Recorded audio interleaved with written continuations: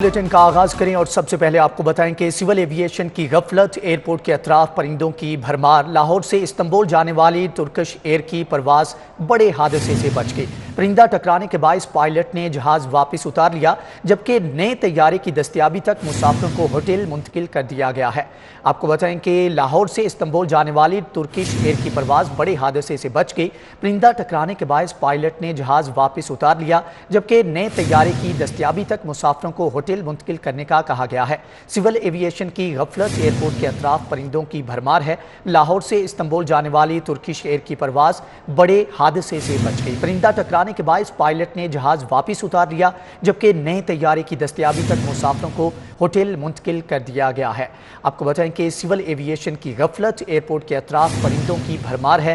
لاہور سے استنبول جانے والی ترکش ایئر کی پرواز بڑے حادثے سے بچ گئی۔ پرندہ ٹکرانے کے باعث پائلٹ نے جہاز واپس اتار لیا، جبکہ نئے طیارے کی دستیابی تک مسافروں کو ہوٹل منتقل کر دیا گیا ہے۔ سول ایوییشن کی غفلت، ایئرپورٹ کے اطراف پرندوں کی بھرمار ہے، جبکہ لاہور سے استنبول جانے والی ترکش ایئر کی پرواز بڑے حادثے سے بچ گئی۔ لاہور سے استنبول جانے والی ٹرکش ایئر لائن سے پرندہ ٹکرانے کا واقعہ ایئرپورٹ کی حدود میں ہی پیش آیا۔ ٹیک آف کرتے ہی پرندہ ٹکرا گیا، جس سے طیارے کے ونگ کو شدید نقصان پہنچا، تاہم پائلٹ نے طیارے کو بحفاظت اتار لیا۔ طیارے میں 350 مسافر جبکہ عملے کے 6 افراد سوار تھے۔ حادثے کے بعد ٹیکنیکل ٹیم نے طیارے کو گراؤنڈ کر دیا۔ ایئر لائن انتظامیہ نے طیارے کی روانگی غیر معینہ مدت کے لیے ملتوی کر دی، جس پر مسافروں کی جانب سے شدید احتجاج کیا گیا۔ ذرائع کے مطابق ایئرپورٹ انتظامیہ برڈ شوٹر کی کمی، مرکزی رن وے کی مرمت سمیت جدید سسٹم کی بندش کے باعث پرندوں کو کنٹرول کرنے میں ناکام ہے۔ ملکی و غیر ملکی ایئر لائنز کی جانب سے متعدد بار حکام کو آگاہ بھی کیا گیا، مگر خاطر خواہ انتظامات نہیں کیے جا سکے۔ پرواز منسوخ ہونے پر ایئر لائن انتظامیہ نے مسافروں کو گھر جانے کی ہدایات کی، جس پر مسافروں نے گھر جانے کی بجائے ہوٹل میں رہائش دینے کا مطالبہ کیا۔ بعد ازاں مسافروں کو انٹرنیشنل ڈپارچر لاؤنج سے ہوٹل منتقل کر دیا گیا۔ سعید احمد سعید، سٹی 42۔ کہ ڈینگی کیسز میں اضافہ، چیف سیکریٹری کا ایس او پیز کی خلاف ورزی پر کارروائی کا حکم۔ تمام ڈویژنل کمشنرز اور ڈپٹی کمشنرز کو ہدایات جاری کر دی گئی۔ چیف سیکریٹری کامران علی افضل نے اجلاس میں ہدایات جاری کی۔ اجلاس میں ڈینگی کی صورتحال اور مریضوں کے لیے طبی سہولیات کا جائزہ لیا گیا۔ ایس او پیز پر عمل نہ کرنے والوں کے خلاف قانونی کارروائی کی جائے گی۔ کمشنرز کو ہدایات میں کہا کہ جہاں ڈینگی پھیلنے کا زیادہ خطرہ، مائکرو پلین سے لاروا تلف کر دیں، جبکہ رواں سال ڈینگی کے 2711 کنفرم مریض اور 4 اموات رپورٹ ہو چکی۔ بریفنگ میں مزید بتایا گیا کہ ایکسپو سینٹر میں 340 بیڈز پر مشتمل ڈینگی فیلڈ ہسپتال قائم کر دیا گیا ہے۔ ڈی سی نے ایس او پیز کی خلاف ورزی پر کارروائی کی تفصیلات سے بھی آگاہ کیا ہے۔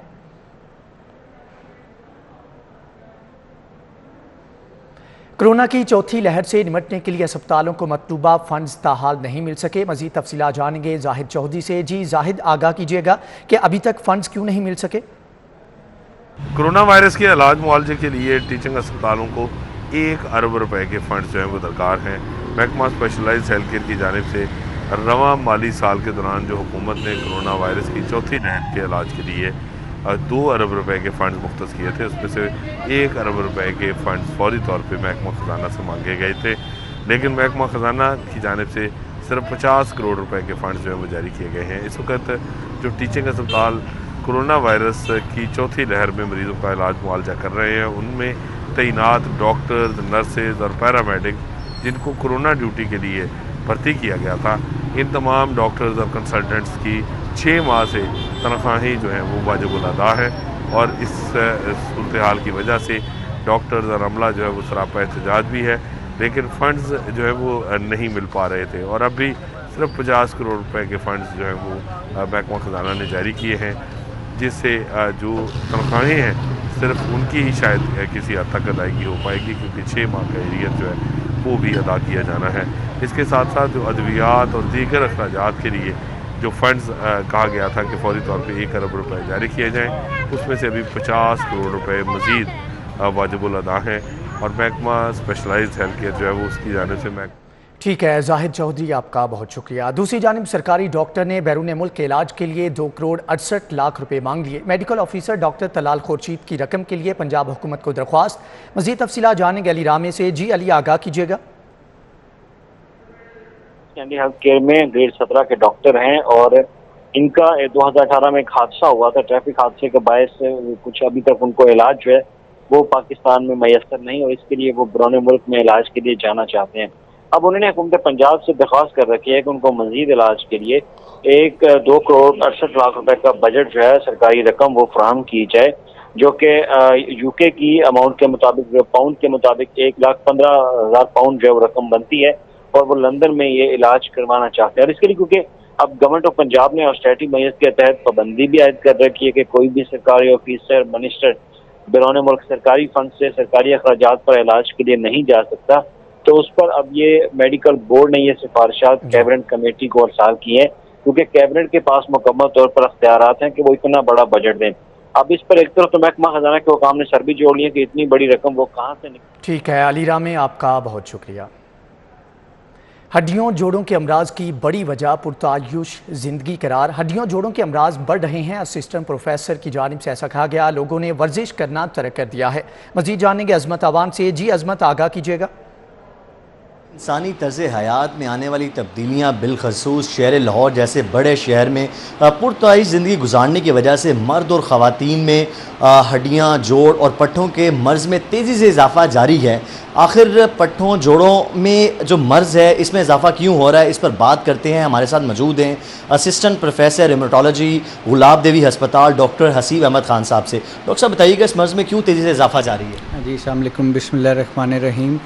اس مرض میں بیسکلی جو اضافہ دن بدن ہم دیکھی جا رہے ہیں اس میں یہ ہے کہ ہمارے طرز عمل جو زندگی کا ہے وہ بہت تبدیل ہو چکا ہے۔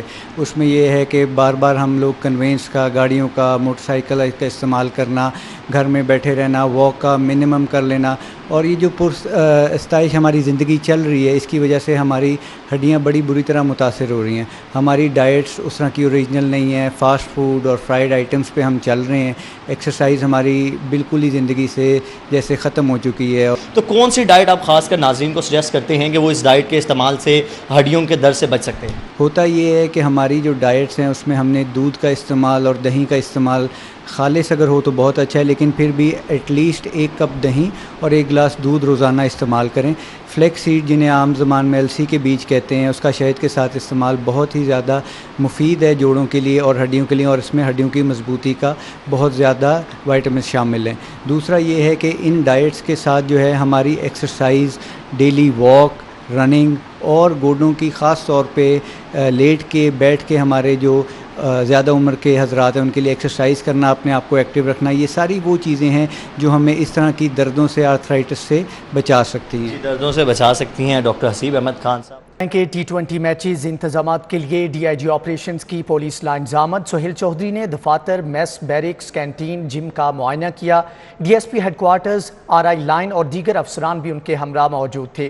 DSP ہیڈ کوارٹرز کی سہیل چودھری کو اس حوالے سے بریف کیا گیا، جبکہ T20 سیریز کی سیکیورٹی پر مامور جوانوں کے لیے کھانے کی ترسیل کا جائزہ بھی ان کی جانب سے لیا گیا۔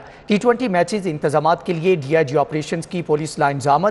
سہیل چودھری نے دفاتر، میس، بیرکس، کینٹین، جم کا معائنہ کیا۔